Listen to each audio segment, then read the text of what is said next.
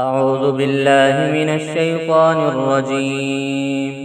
بسم الله الرحمن الرحيم. يكاد البرق يخطف أبصارهم كلما أضاء لهم مشوا فيه وإذا أظلم عليهم قاموا ولو شاء الله لذهب بسمعهم وأبصارهم إن الله على كل شيء قدير.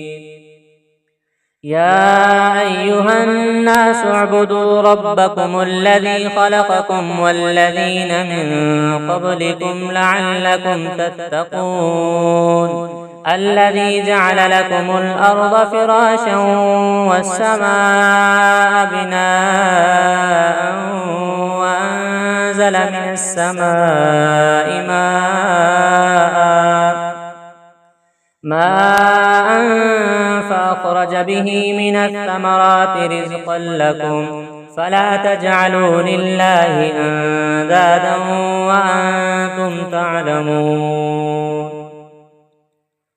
وإن كنتم في ريب مما نزلنا على عبدنا فأتوا بسورة من مثله وادعوا شهداءكم من دون الله إن كنتم صادقين. فإن لم تفعلوا ولن تفعلوا فاتقوا النار التي وقودها الناس والحجارة أعدت للكافرين. وبشر الذين آمنوا وعملوا الصالحات أن لهم جنات تجري من تحتها الأنهار كلما رزقوا منها من ثمرة رزقا قالوا هذا الذي رزقنا من قبل وأتوا به متشابها ولهم فيها أزواج مطهرة وهم فيها خالدون.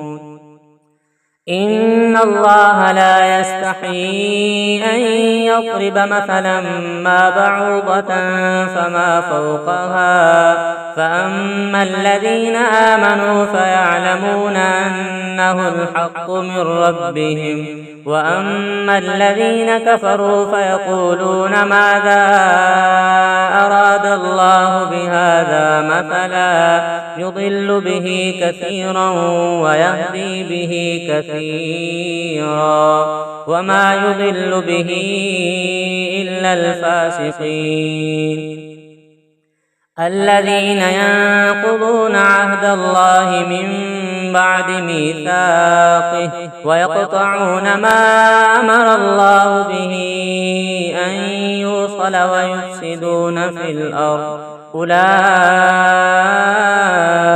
هم الخاسرون. كيف تكفرون بالله وكنتم أمواتا فأحياكم ثم يميتكم ثم يحييكم ثم إليه ترجعون.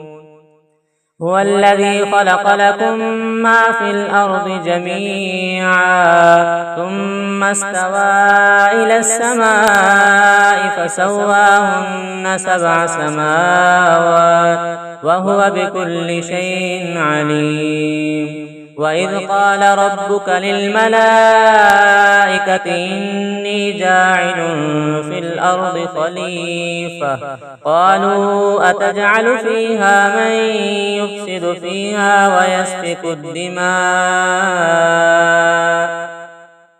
ونحن نسبح بحمدك ونقدس لك قال إني أعلم ما لا تعلمون. وعلم آدم الأسماء كلها ثم عرضهم على الملائكة فقال أنبئوني بأسماء هؤلاء إن كنتم صادقين.